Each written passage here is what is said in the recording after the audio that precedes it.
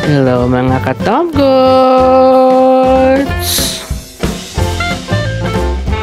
Okay na. Welcome to Tito Mike's Kitchen. So ito, meron tayong, hindi ko alam kung ano to eh. Parang belly, pork belly yata to. Yung pang lechon. So ito yung gagawin natin crispy kare-kare. So para maiba naman, instead of baka and tuwalya and oxtail, so siya ang gagawin nating karne for our crispy kare-kare. It's literally parang lechong kawali lang naman yun. Madali lang to ha. So, ang gagawin natin, papakuluin lang natin siya and then ipipirito and then we're going to mix the vegetables na. Okay. Ganito yun, oh. So, ito guys, ano na natin siya. Ipapakuluan lang natin siya for mga 20 minutes. Lagyan natin siya ng paminta. Tapos, lagyan natin ng asin. The usual kulo-kulo para may lasa-lasa na siya. Kasi yung broth yan, gagamitin natin sabaw mamaya para dun sa ating sauce. Okay? And then, we will put the, what do you call this? Sibuyas. Ay, nakalimutan kong buksan ng kalanch. Ayan. So, kukuluin natin siya mga 20 to 30 minutes para malambot. Para lang tayo muna ng crispy, ng, ano pangalan nun? Ng,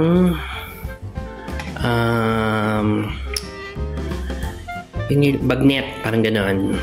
Yan. So, we'll wait for it to simmer and kulo-kulo. Okay? So, cover natin. See ya.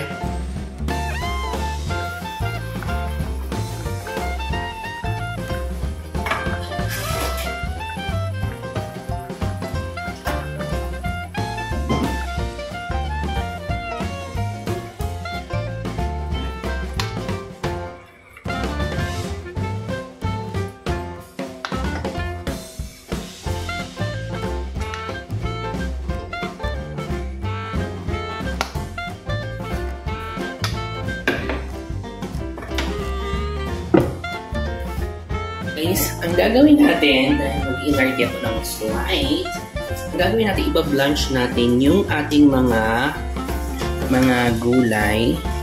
So, unahin muna natin si talong. Kuluin natin siya mga for ilang minutes. Lalagay ko kung ilang minutes. Para mamaya, sorry, wag pala natin i-ano. Meron na siyang, ang tawag dyan,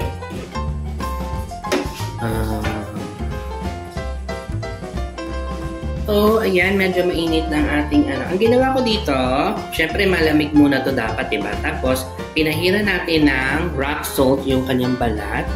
Tapos, yun, basta make sure na wag yung i-lulublob yung galing pa lang sa ulo. Dapat malamig siya, okay? So, mag-ingat, matalamsik.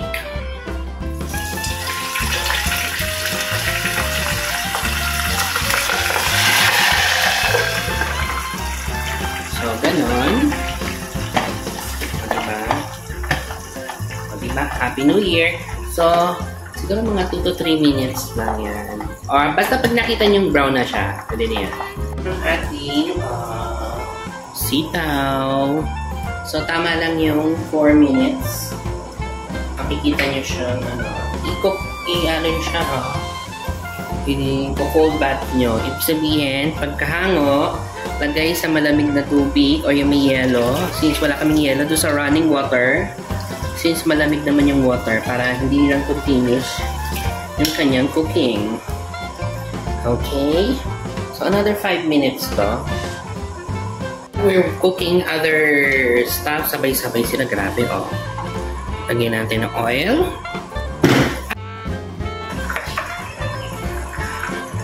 Sorry. Lokos.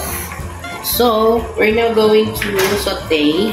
Magagawa na tayo ng sauce. We have here the sibuyas. Yan.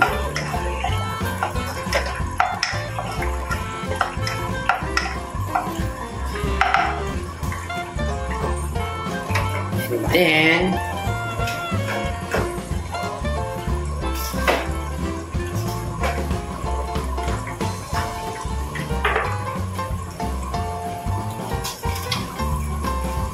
I forgot to put pala the tawag dito, yung atsuete powder. Pwede namang wala kasi iba ayaw nila ng ganyan. Which is okay naman din. And then, kasi syempre sanay tayo sa orange na. And then we have here the garlic. Gisa-gisa lang ha. Actually, gumawa na ako nito kare-kare. Ito lang medyo maarte version. Wala lang, gusto ko lang. Syempre, matry lang. Medyo ano siya, tedious gawin.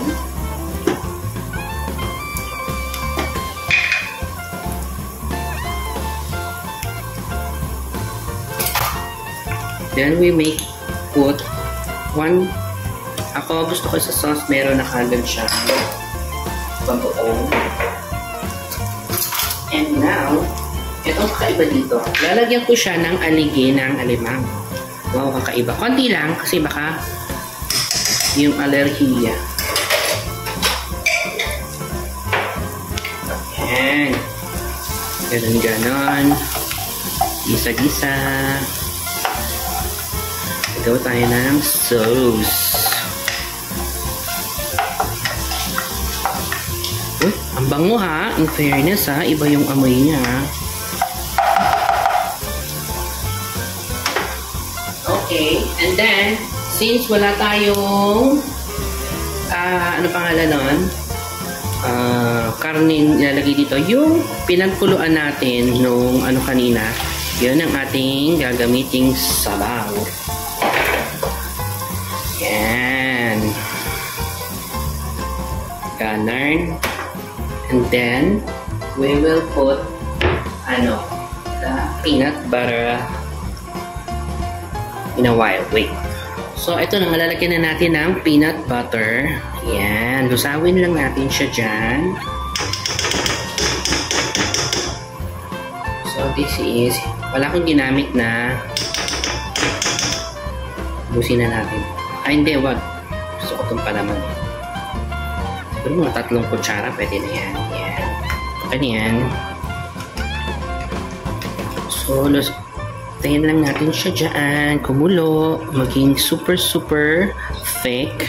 Mamaya, lalagyan pa natin siya ng ibang ingredients pa na magpapalinamnam talaga dito sa ating sauce. Okay? So, ngayon, sa kabilang kawali ay pinatay ko na yung kalan for crispy kemer. Ito siya, oh. Ganyan siya. Papalambutin natin siya. Ay, papalamigin pala. And then, we re-refry natin. I-refry. Isa pang init para mag-crispy pa siya lalo. Okay? So, ganun. Simmer lang natin siya. Cover. Yan. So, now, we're going to put yung half lang ng bouillon. Bouillon is, ano pangalan yan? Cube. Beef cube ang nilagay ko.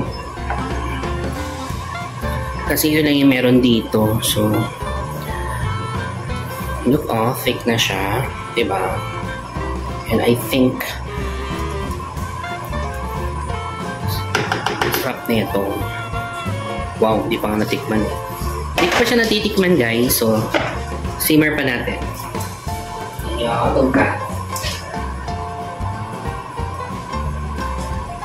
Ito namang puso ng saging ang ating ilalagay dito. Yan. Ito medyo mga 5 minutes din. 5 to 7 minutes. Kasi medyo matigas siya. Yan. Ganon.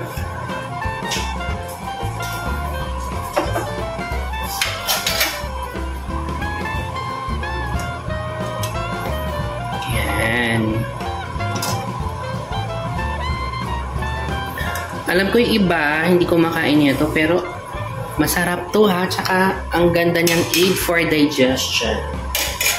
As in, maganda siya sa digestion. Ilalabas niya lahat ng galit mo. Charot.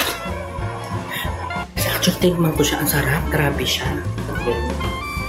Eto, lalagyan ko siya ng gata. Although, it's optional. Nasa inyo na yun. Malasa na siya actually eh. So, half lang nung kasi it's a lot. Salat na. Tsaka, hindi na natin siya lalagyan ng asin. Kasi nga, kung natatandaan nyo, yung natin is, ang pangalan nun, yung broth, yung stock natin is, malinamnam na siya.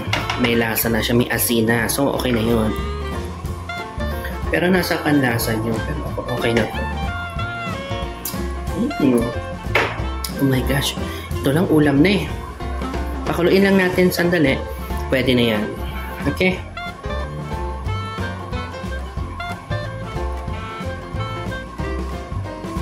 Na natin siya the way I wanted it. Wow, that's hard. So, it will be this. Grabe, oh. Super thick na niya. Charan! 1, 2, 3, 4. Diba? Yan, 5. Yung sauce, yan. Pagkatapos, lalagay na natin yung mga kabulayan. Ito yung medyo nangitim siya pero it's okay, it's normal. Put it in like that. And then yung isa, diba? And then we'll put the, what do you call this? The sitaw, and then we will put down the talongges,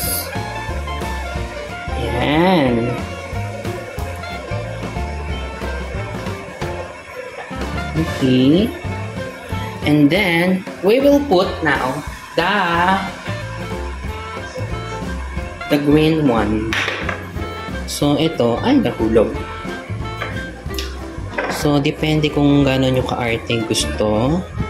So, yan. Yan. And ganyan. Iko-cold bath nyo pa rin siya, ha? Yan. Oh, yan. And then, we will now place na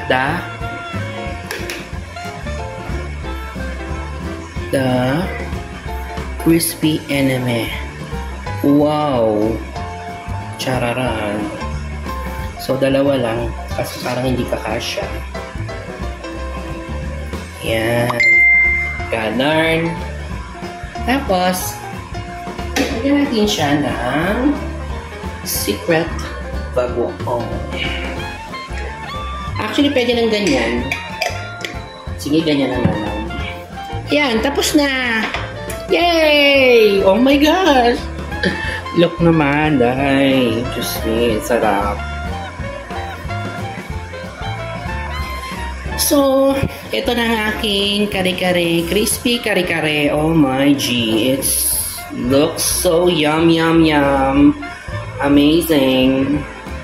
So, don't forget to subscribe ha. Actually, nantikman ko rin. So, super sarap. Ito, optional lang naman to. Gusto ko lang naman kasi mag-inarte. Pagbayaan nyo na ako. Pero pwede nyo din i-mix-mix na lahat doon sa sauce niya. Yun naman talaga yung yun lang. See you again next time. Bye! Try nyo. Grabe.